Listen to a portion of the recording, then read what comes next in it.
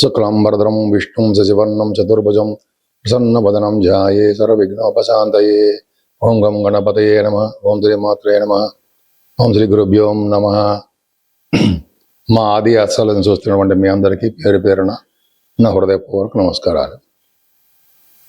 ఇప్పుడు మనం 12th July 2026 నుండి 18th జూలై 2026 వరకు కూడా 12 రాశుల వారికి ఎలా ఉండబోతుందో తెలుసుకుందాం. వృషభ రాశి వారికి రాశిలోనే కుజుడు ఉండడం అంటే కోపము, చికాకులు, మనస్పర్ధలు, ఆవేశాలు ఇవన్నీ ఉంటాయండి. స్పీడ్గా ఉండాలని చెప్పి అనిపిస్తూ ఉంటుంది. స్థిరమైన ఆలోచనలతో మీరు ముందుకు దూసుకుపోతుంటారు. ఏదేమైనా సెకండ్ భావం చాలా బ్యూటిఫుల్గా ఉంది. రవిబుధుల వలన బుధాదిత్య యోగం ఏర్పడింది. ధనానికి విషయంలోనూ, కుటుంబ విషయంలోనూ, అనర్గళంగా మాట్లాడే శక్తి విషయంలో ఏమాత్రం ఇబ్బంది ఉండదు. చక్కగా సక్సెస్ అవుతారు. బుధుడు ఉన్నాడు కాబట్టి మంచి యోగంగానే ఉంటుందని చెప్పచ్చు. ఎక్కువగా మాట్లాడతారు. మ్యాథమెటిషియన్ గాను, అలాగే మీరు ఫైనాన్స్ అండ్ అకౌంట్స్, విద్య వాటిలోనూ బాగా సక్సెస్ అవుతారు. ఎక్కువగా పాటలు పాడే శక్తి బాగా ఉంటుంది. థర్డ్ భావంలోనే ఆల్మోస్ట్ 17 తారీఖు నుంచి గురుడు రవి వస్తాడు అనుకుంటే పక్క పెడితే 14, 15 తారీఖుల్లో చంద్రుడితో కలిసి ఉన్నాడు వృషభ రాశి వాళ్ళకి. అంటే ఏంటంటే మీరు ఎక్కువగా ప్రయాణాలు చేయడం కానీ, వస్తువులు కొనుక్కోవడం కానీ జరుగుతుందండి. వస్తువులు కొనుక్కుంటారు. అలాగే మీ స్కిల్స్ బాగా డెవలప్ అవుతుంది. వే ఆఫ్ థింకింగ్ పవర్ కూడా ఎక్సలెంట్గా ఉంటుంది. మీకు మీ సోదరుల మనకి సహాయ సహకారాలు అందిస్తూ ఉంటారు. చదువు విషయంలో మాత్రం ఆటంకాలు ఎదురవుతూ ఉంటాయి. కుజుడు చూస్తున్నాడు కాబట్టి వాహన యోగాన్ని, భూమి సంబంధించినటువంటి యోగాల్ని మీకు ఇవ్వడానికి అవకాశం ఉంది. ఏదేమైనా 5th హౌస్ లార్డ్ కూడా బాగున్నాడు కాబట్టి సంతానం ద్వారా ధనప్రాప్తి, అలాగే స్టాక్ మార్కెట్ ద్వారా మీకు ధన లాభాలు, అలాగే మీకు చేస్తున్నటువంటి సినిమా రంగంలో, కళారంగంలో ఉంటాం కదా, ఏ దాంట్లో ఉంటే అంటే సంగీతం కానీ, నృత్యం కానీ, అదే సాహిత్య రంగంలో కానీ ఎక్కడున్నా సరే మీకు డబ్బులు బాగా వస్తాయి. వివాహాది శుభకార్యాలు కుదరడము, వివాహాది వేడుకలు రాబోయే కాలంలో ఆగస్టు నెల పండుగలు చేసుకోవడం జరుగుతుంది. ఏం పర్లేదు. భార్యాభర్తల విషయంలో చాలా బాగుంటారు. దాంపత్య జీవితం బాగుంటుంది. అంతేకాకుండా వాడి వ్యాపారాలు కూడా చాలా అభివృద్ధి చెందుతూ ఉంటాయి. మీవి భాగ్యస్థానం కూడా గురుడు చూడడం వలన, భాగ్యాధిపతి కూడా లాభంలో ఉండడం వలన చాలా బ్యూటిఫుల్ అండి. నాన్నగారికి బాగుంటుంది. మీరు ఏ వ్యాపారం చేసినా వ్యాపార అభివృద్ధి, ఆటోమొబైల్ ఇండస్ట్రీస్, సిమెంట్ పరిశ్రమలు, ఆయిల్ ఉంటాయి కదా, అవన్నీ వాటిల్లో కూడా మీరు బాగా సక్సెస్ అవుతారండి. అంతేకాకుండా విదేశాలు వెళ్ళడానికి, స్టాంపింగ్ అవ్వడానికి అవకాశం ఉంది. ఉన్నతమైన విద్య రీత్యా, వ్యాపారాల రీత్యా, ఇంటర్నేషనల్ ట్రేడింగ్ కూడా ఉంటుంది మీకు. అవి కూడా చేసుకోవడానికి అవకాశం ఉంది. దశమంలో రాహు ఎక్సలెంట్. అంటే విమానాల్లో తిరగడము, కాశీ వంటి క్షేత్ర దర్శనాలు, గంగా స్నానాలు ఇవన్నీ మీకు అవలీలగా జరుగుతూ ఉంటాయి. అంతేకాకుండా డాక్టర్స్ సంబంధించిన వృత్తిలో మీరు ఉంటారు. లేదా డాక్టర్స్ విద్య నేర్చుకునే వాళ్ళకి విదేశాలు వెళ్ళడానికి అవకాశం బ్రహ్మాండంగా ఉంది. అండ్ 10th హౌస్ అంటే లాభంలో ఉన్నటువంటి శనీశ్వరుడు వ్యవసాయ రంగంలో మీకు బాగా ఉన్నతంగా రాణించడం చేస్తుంటాడండి. వ్యవసాయ రంగంలోనే బాగా డబ్బు సంపాదించడము, అంటే మీరు చేస్తున్న వ్యాపారాల ద్వారా డబ్బు సంపాదన ఎక్కువ ఉంటుంది. కాకపోతే అంటే విద్యలో నష్టం రావడానికి అవకాశం ఉంది. వాహనాలు కూడా కొనుక్కుంటారు. వాహన యోగం చాలా బాగుంది. నేను మీ వాడ్రేవు ఆదినారాయణరావు శర్మ, డాక్టర్ వాడ్రేవు ఆదినారాయణరావు ఉంటాం. సరేనండి.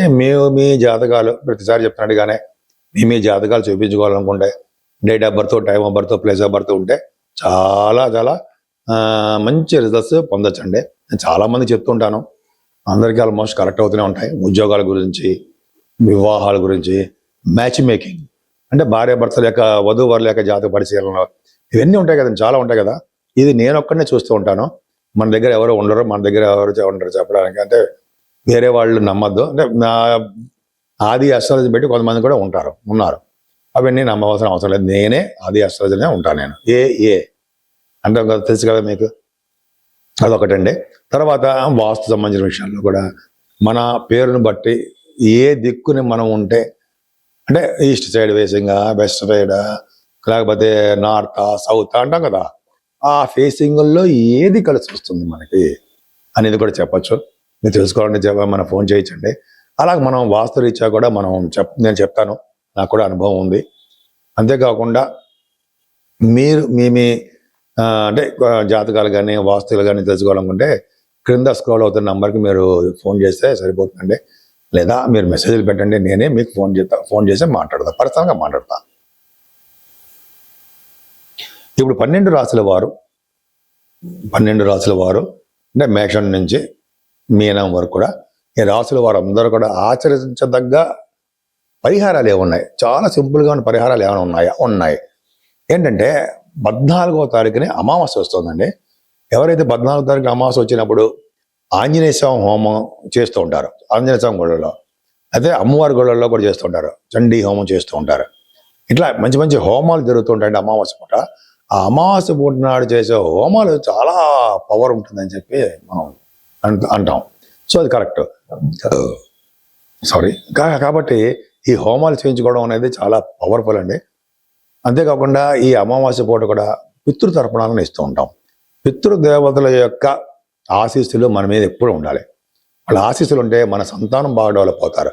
పెళ్లి కాని వాళ్ళకి పెళ్లి అవుతూ ఉంటుంది, ఉద్యోగాలు రాని వాళ్ళకి ఉద్యోగాలు వస్తాయి, సంపదలు లేని వాళ్ళకి సంపదలు వస్తాయి, స్థిర నివాసం గృహాలు లేని వాళ్ళకి గృహాలు వస్తాయి.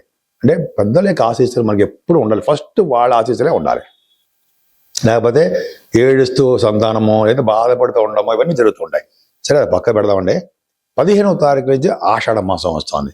ఈ ఆషాఢం అనేది ఆ రోజు కూడా మంచి మంచి కార్యక్రమాలు ఏది చేసేలా కూడా పరమ పవిత్రంగానే ఉంటుంది. ముఖ్యంగా దక్షిణ పుణ్యకాలం అని 17వ తారీఖు శుక్రవారం కూడా వస్తుందండి.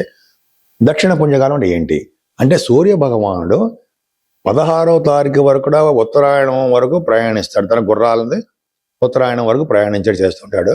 17వ తారీఖు నుంచి ఆ రథము దక్షిణం వైపు మరలుతుంది, దక్షిణ ప్రయాణం చేస్తూ ఉంటారు. అంటే అర్థం ఏంటంటే, సూర్య భగవానుడు మకర రాశి నుండి మిథున రాశి వరకు ప్రయాణం చేస్తూ ఉంటాడు కదా 6 నెలలు. ఆ 6 నెలలనే ఉత్తరాయణం అంటాము. అలాగే కర్కాటక రాశి నుంచి మళ్ళీ మకర రాశి వరకు అంటే ధనుసు రాశి వరకు ఆయన దక్షిణాయన పుణ్యకాలం అంటాం, దక్షిణాయన వైపు ప్రయాణం చేస్తుంటారు. ఈ 17వ తారీఖున చేసే పుణ్యం చాలా అంటే పుణ్యకాలం అంటాం. ఈరోజు చేసే దానాలు, జపాలు, స్నానాలు, ఇలా అనేక రకాలైనటువంటి మంచి మంచి పనులు చేయడం వలన చాలా చాలా మనకి విజయం కలుగుతుందని చెప్పి మనం అనుకుంటూ ఉంటాం. సో 17వ తారీఖున అనేది చాలా పవర్ఫుల్ అండి. విష్ణువుని ఆరాధించాలి. అలాగే శివాభిషేకాలు చేసుకోవడం వలన చాలా ఉన్నతంగా రాణిస్తారు. ముఖ్యంగా అమ్మవారి యొక్క ప్రభావం ఉంటుందండి. అమ్మవారి యొక్క దర్శనాలు చేసుకోవడం వలన, అమ్మవారి యొక్క అంటే లలిత సహస్రనామాలు అంటాం, మీకు తెలిసే ఉంటుంది. అలా చేసుకోవడం వలన 108 నామాలు ఉంటాయి కదా, ఆ లలిత సహస్రనామం చదవడం వలన ఇంటిలో ఉన్నటువంటి గృహంలో ఉన్నటువంటి పీడ తొలుగుతుందండి. అంతేకాకుండా ఈ పుత్రుల్లో కొంతమంది బాలారిష్టాలు అడుగుతారు, అరిష్టాలు అవన్నీ తొలగి దృష్టి దోషాలు కూడా పోతాయని చెప్పి మనకి తెలుసుకున్నాము. అది కరెక్ట్. లలితా శాస్త్రం చేసేవారికి, ఆంజనేయ స్వామి వారికి చేసేవారికి కూడా, ఆంజనేయ స్వామి అంటే మీకు తెలుసు, ఆంజనేయ స్వామి వారికి పూజించడం, అవి చేసేవారికి కూడా మంచి శుభ ఫలితాలు కలుగుతాయి అనడంలో సందేహం లేదు. బ్రహ్మాండ ఫలితాలు కలుగుతాయి.